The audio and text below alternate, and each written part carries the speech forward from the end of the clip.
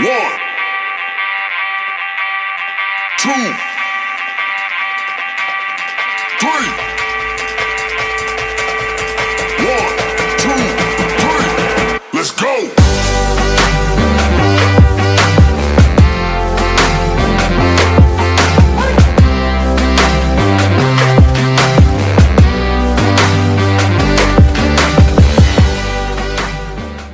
Hi there, and welcome back to Culture in Action presented by Whistle. I am Alexa Dobler, your host, as well as the Director of Culture and Education for Whistle.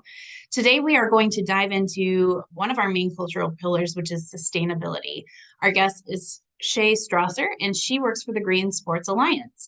The Green Sports Alliance is an amazing organization that champions sustainability, that teaches us in the sports industry how we can implement more sustainable practices and play to zero, as they like to say at their organization. So without further ado, let me introduce you to Shay.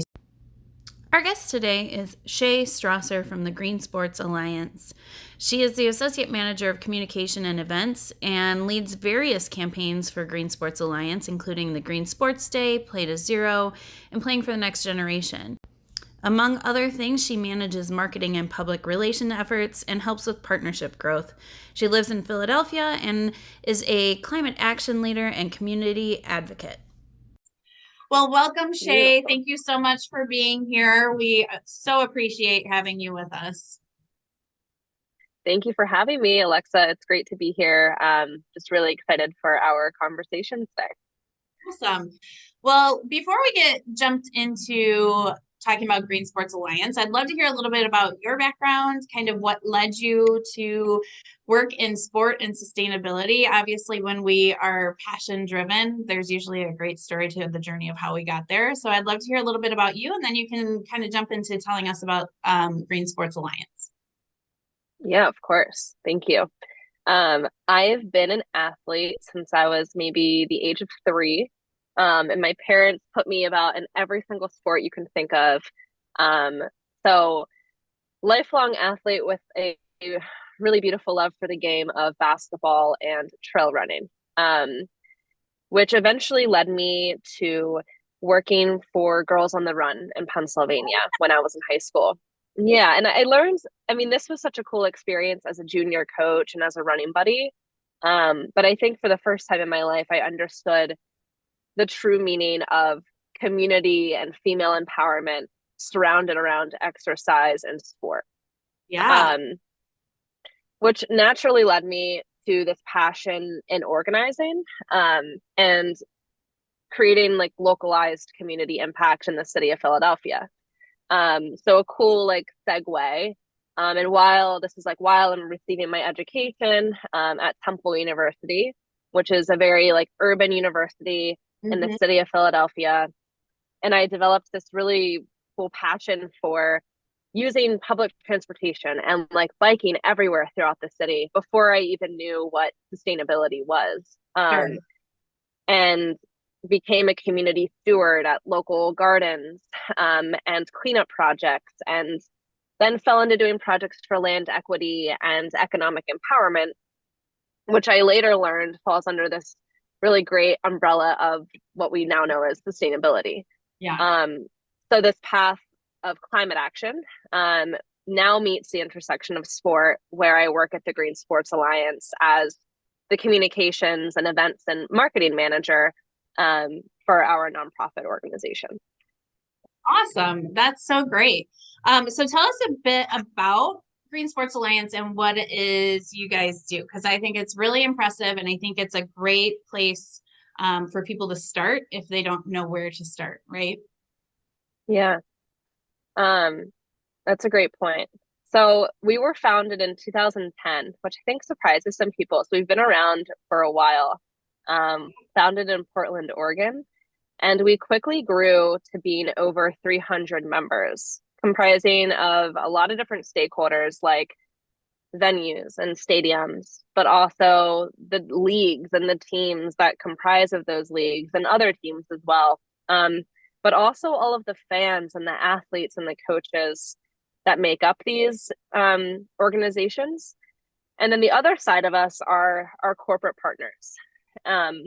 we have a lovely team, like our core team at the Green Sports Alliance, but we're supported by our board of directors as well, with individuals from like Plan LED or the Golden State Warriors and the Kansas City Chiefs, and Pac-12 Conference, to just name a few.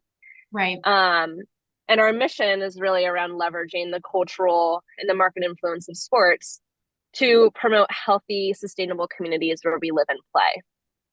Yeah. And in a study a few years ago, we discovered that the sports following in the US is probably now over 170 million people large. Wow. And this has probably grown. But what we know is that 81% of those fans have expressed concern about the environment. Yeah.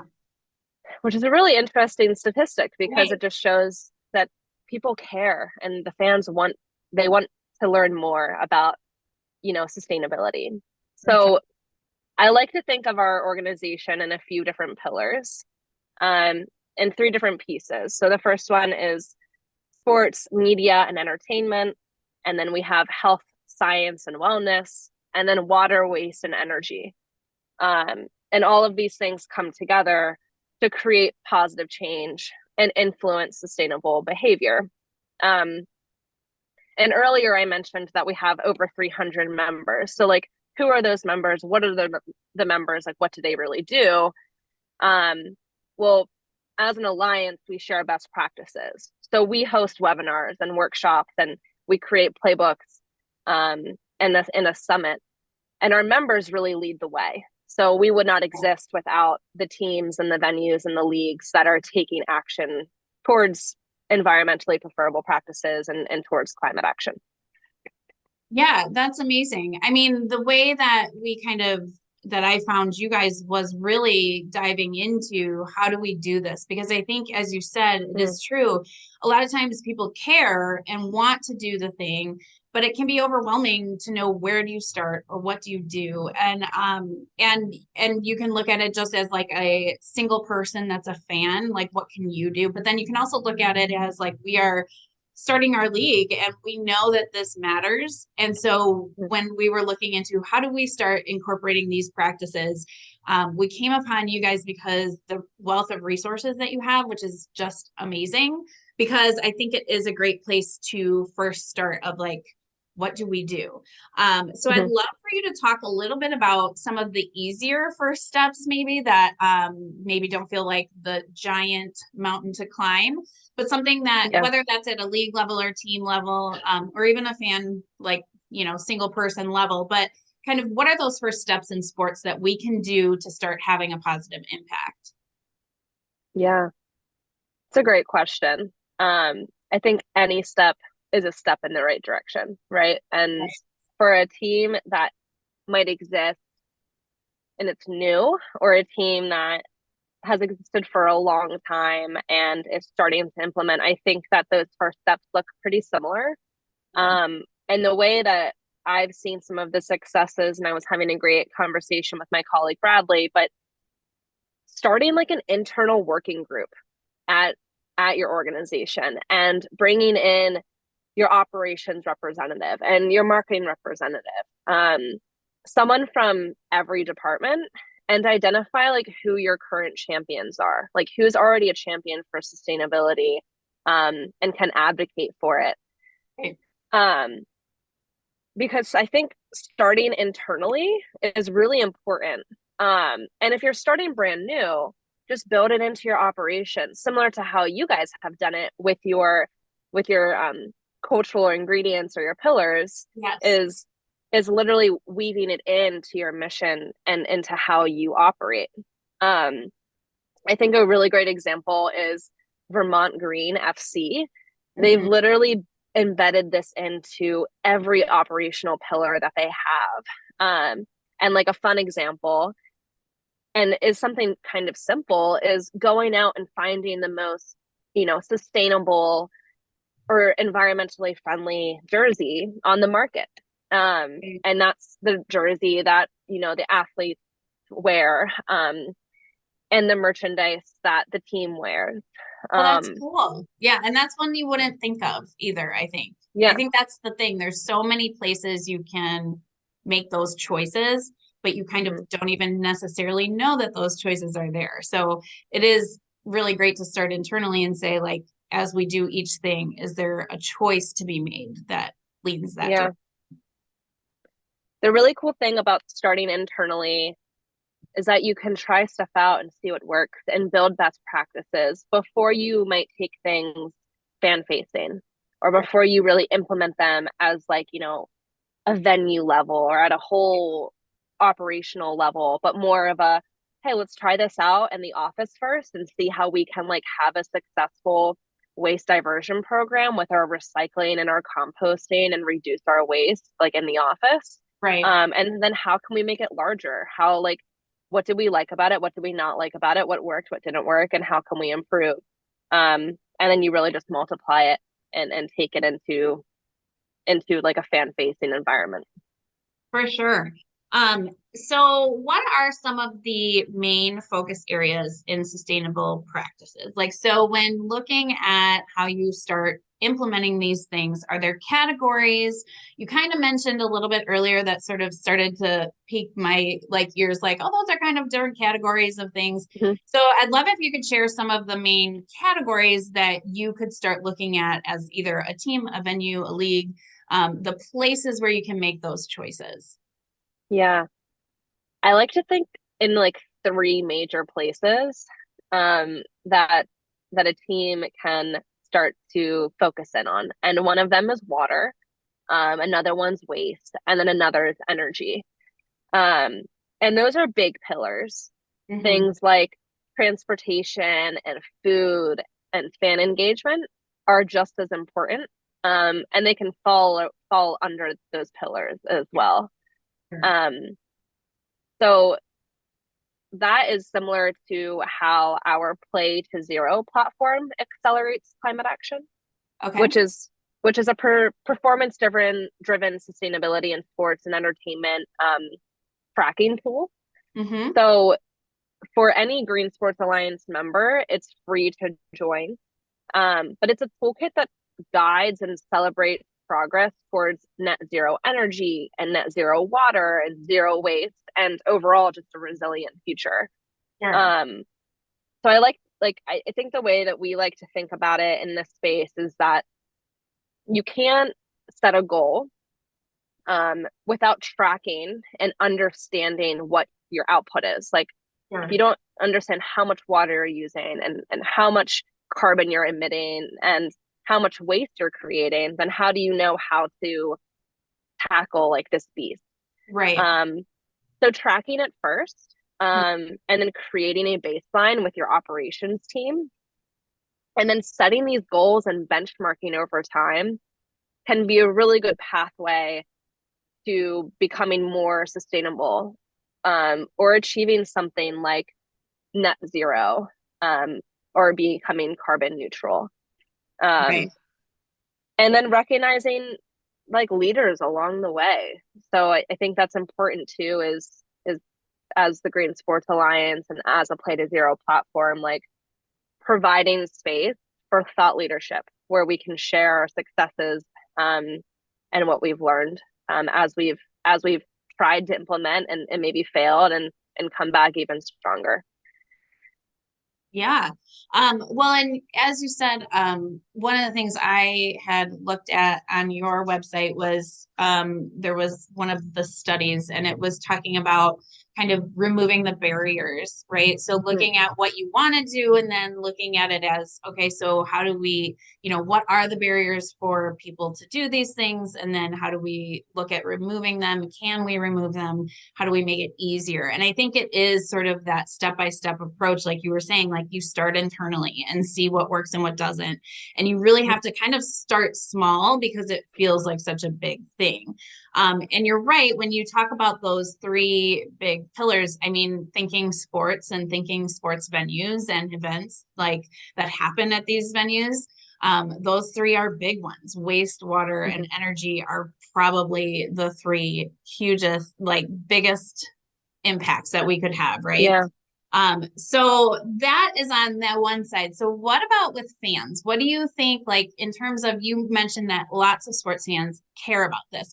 So even Mhm. at a very basic level, like what could we be looking for to help our fans be a part of this movement? Yeah.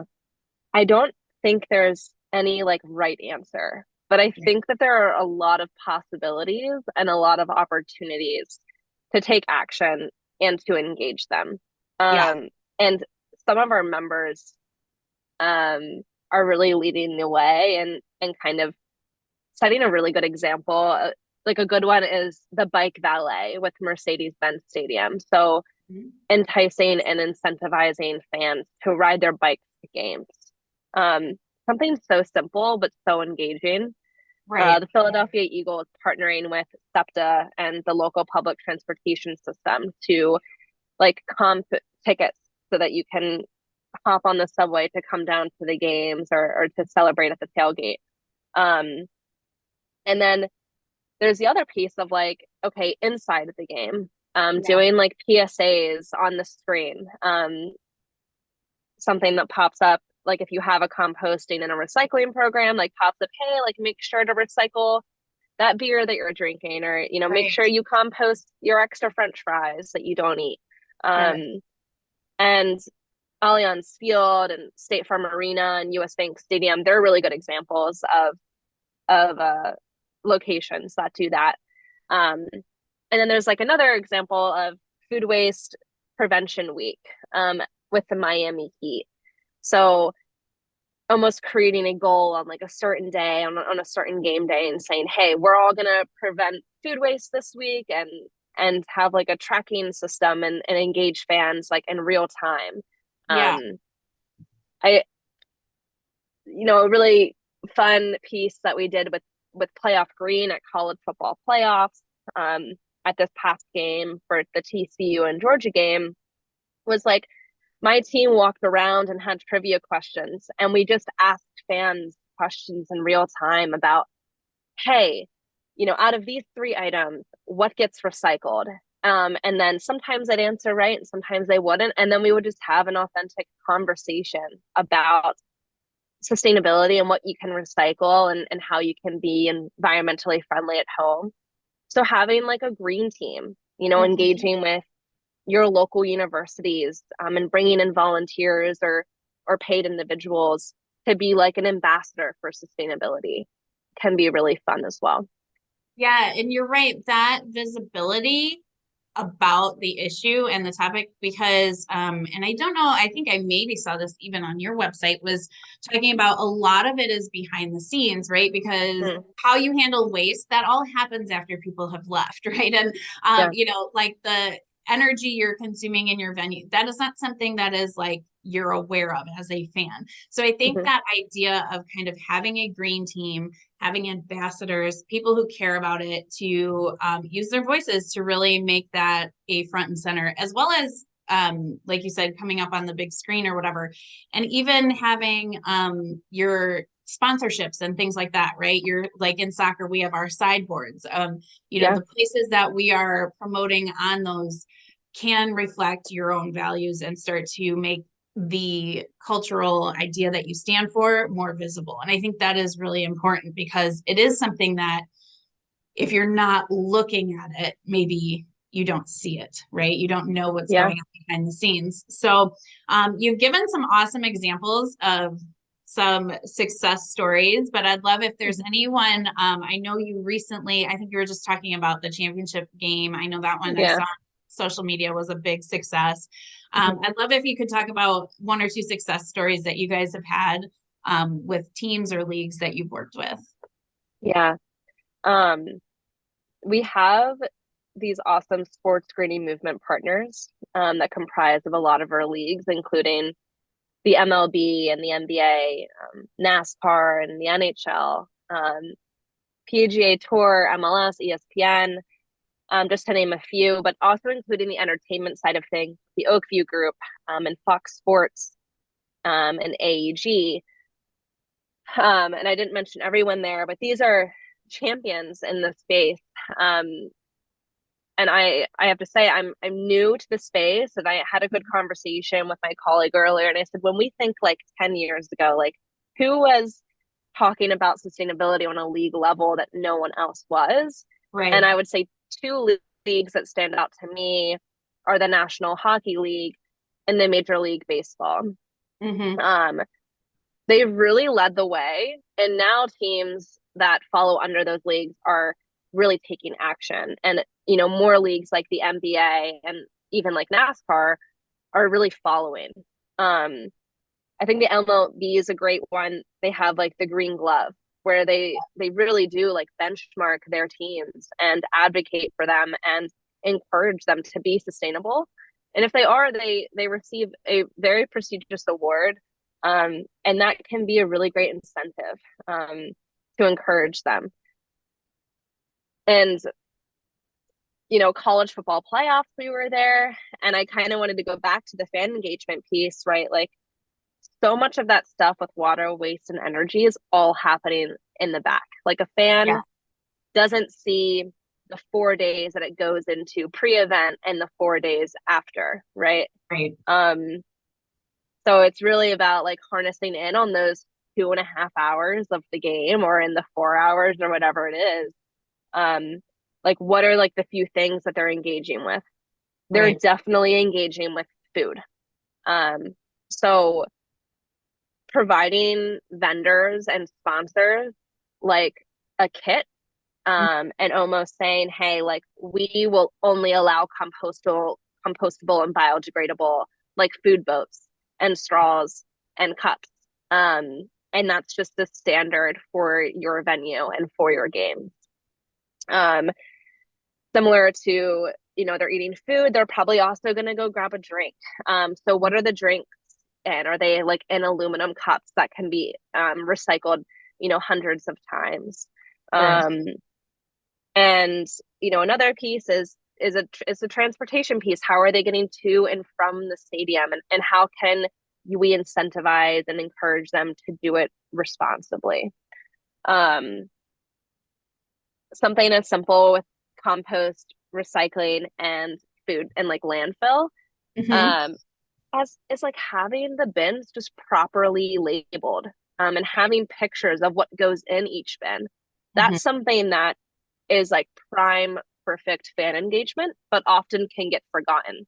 Like Yeah. having the right colors to label your bins. So some things that seem really, really simple can be really effective and be best practices that these fans, or that are simply just humans, can take home and Right. into their local communities and just like implement throughout their communities as well. Right. Yeah. And it is, you're talking kind of about like we're making those choices clear. We're making it obvious and easy for them, right? And so again, it kind of comes back to how do we remove the barriers and make it something that can be done, right? That it is Mm-hmm. not this large problem you can't solve, but rather, hey, this is really easy when you label your waste bins the right way. You're going to see an impact no matter what, even if you're not even promoting it in any kind of way, just having it there, right? Mm-hmm. Changes how people behave. So it just is like in a good example of how those things then start to build. And like you said, with like the 10 years ago, the MLB and the NHL, and how now their teams are starting to really pick up on that. And I think it is one of those when you started at a league level and you're making choices and decisions, it starts to filter down. And I know like we have teams that we're talking to and they have to find their venues that they're going to be Mm-hmm. playing at. And I think it's interesting because if you're building a venue, then you have that at the forefront of your mind as you're making those plans. But also, if you're choosing a venue, right? I mean, a lot of times you think about a lot of factors, but maybe you don't think, is it near public transportation that we could Yeah. then tie that into what we stand for? Or, does it have X, Y, or Z, right? So just making those choices at the top level can start to then trickle down to where it becomes just a practice that we do. And I think you're right in saying you build it into the fabric of what you do. Yeah. Now, kind of pivoting from that, I know one of the big events that you guys have to really kind of educate the world on what we need to do is your summit that is coming up. So I wanted to give you some Mhm. time to talk a little bit about that. And I think Yeah. is Greek Sports Day also on the horizon, if I'm correct, right? Is that something Yeah. else coming up? Okay. So I wanted to give you some time to talk about a couple of your big initiatives that you guys do every year and then it's coming up for you guys. Yeah. Thank you. Um, yeah, so we have two big events every year. And really excited to be back in person with everyone again. This will be our second year being back in person, first time since 2019. Um, our summit is normally held in June, and a few months later, we have Green Sports Day. So I'll talk about Summit first. The summit is known as the largest and most influential gathering for the sports community to really unite around environmental and social responsibility and sustainability. So we've been having these summits since 2011. In 2023, we are returning back to Seattle and welcoming between 500 and 800 attendees and over 70 partners, sponsors. And at the summit, it's 3 days. So we have day 0, day 1, and day 2. We kick things off with local stadium tours. So we'll be doing tours of Lumen Field, Oh yeah. the Climate Pledge Arena, and the University of Washington. So having sustainability tours and learning from individuals like Christy Briggs Yeah. and Brianna Treat. Yep. And then we have our community impact engagement on day 0 as well, where we give attendees the opportunity to be hands-on and engage with some local nonprofit organizations.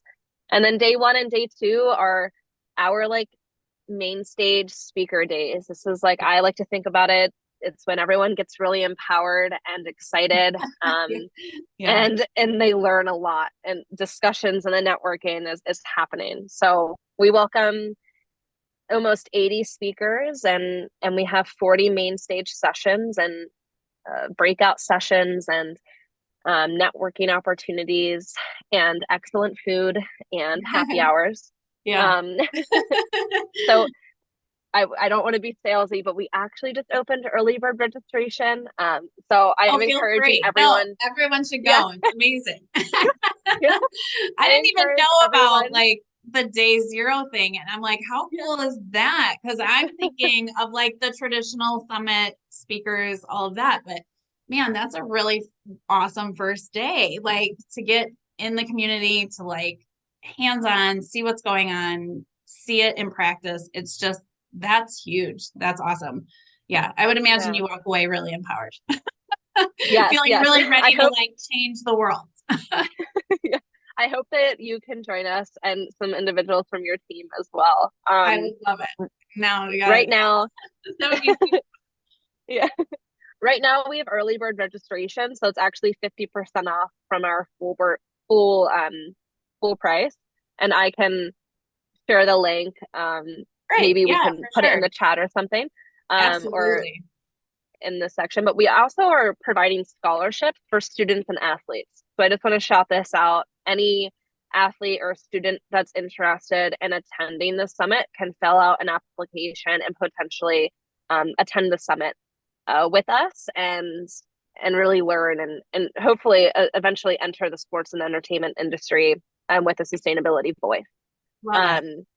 Um, and then coming up in October is, I think, the 8th annual Green Sports Day. So this is October 6th, established actually by Barack Obama on stage at the White House a few years ago, recognizing the Pittsburgh Penguins for their efforts in sustainability, and the Green Sports Alliance for kind of paving the way in this space. So we established October 6th as the National Green Sports Day, where we celebrate progress and we encourage change. Last year, 115 stadiums, venues, and different organizations actually lit up green to celebrate. Oh, that's so cool. Had on their billboards like Happy Green Sports Day, engaged fans, and we had an offset partner that helped us kind of offset that lighting, South Pole. But it same lighting that they would have every other day, but just change the color to green. Right. And we're really excited to be hosting a symposium this year, location and date to be announced. Sure. But our goal is to have, every sports stadium and every sports team celebrating Green Sports Day, and every athlete feeling inspired to use their voice for climate action and social justice for whatever they are passionate about. Absolutely. And I think what's cool about that too is, right, if people are thinking of like that one day, like even just as a start, right? Like that one day, what are we going to do to make, right? So it's like a manageable, like one thing to start with. And I think that's awesome. And then then it starts to build. So that Green Sports Day, I think, is just really cool because it provides an opportunity where maybe if people don't have the infrastructure just yet to be implementing these every day, it's like, okay, but let's really at least go for this one day and see then, which big events can we start with? And that's really cool too. I think that's actually something I forgot to mention, but that's a really good note. Like piloting things on just one day and seeing how it works is a really great idea. So yeah, use Green Sports Day, October 6th, mark the calendar. Right. That's the day to try things out and start taking action. I love that. Yeah, that's awesome. Well, Shay, thank you so much for being with us today. I feel like you've done a great job of setting us up for kind of wrapping our head around how do we do this, right? How do we be a part of this movement? And we so appreciate it. And everyone should go and check out your website because there's just tons of information. And everyone should go to the summit and everyone should do all the things because we believe in it. So thank you again for being with us. I so appreciate it. Yeah, thank you. I really love the work that you and your team are doing. And I really love that the WISL has these cultural ingredients. Like, I just love that they're called ingredients, and how they're not needed just for the players, but also the team coaches and the staff. Like, I think that can often be left out of the conversation, but it's just as important.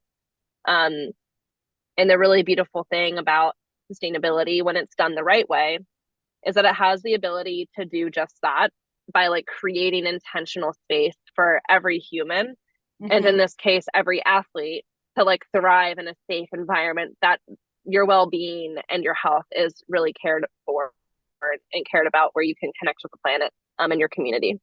And I wanted to quote like Maya McClendon before we hop off, but she's the founder of Time Out. And at the 2022 summit, she mentioned, your climate is your mental health and your mental health is your climate. And I think that has really like stood with me for a long time. And it's given me opportunity to sit back and think about climate change and how it affects us and how it's so intertwined. So just really grateful to be here today and just happy to have the platform to share what we're doing, but also really excited for your league to get started. And hopefully I can make it out to some games in the next few years. Well, thank you. And what you're talking about too is like those cultural things that we have put as our mission. It really does almost like harken to that idea of like, that is very specific. Your mental health is your climate, but it's also kind of like your state of being as a human being is the environment in which you're in, right? And so the more we can create these environments where people are embraced and celebrated and taken care of, the more they are capable of doing for mankind, right? Like the more, and so it's nice to be in a position where I get to do that big, dreamy type stuff because Lord knows there's lots of things you have to do on the day-to-day, but I love being a part of something that like you guys has a mission and really wants to make some positive changes. So I'm sure we'll be working together a lot in the future. Yes, I hope so. Yes. Thank you, Alexa. Well, thank you so much. Have a wonderful day. You too. Bye. Bye. Thank you so much for being here today. We always appreciate you tuning in. And thank you to Shay for being with us and sharing such a great wealth of knowledge. Be sure to head to the Green Sports Alliance website and check out more of their resources so that you can start implementing some sustainable practices in your life and your community. Join us next month, Wednesday, April 5th, when we start talking a little bit about diversity and how we get women and minorities into more positions than just playing on the field. Some of those behind the scenes things, and how do we increase visibility and opportunities? As always, if you are somebody working to make some change in the women's game, be sure to tag us on social media so that we can see your culture in action. And until next time, be bold, go out and make a difference. Thanks so much.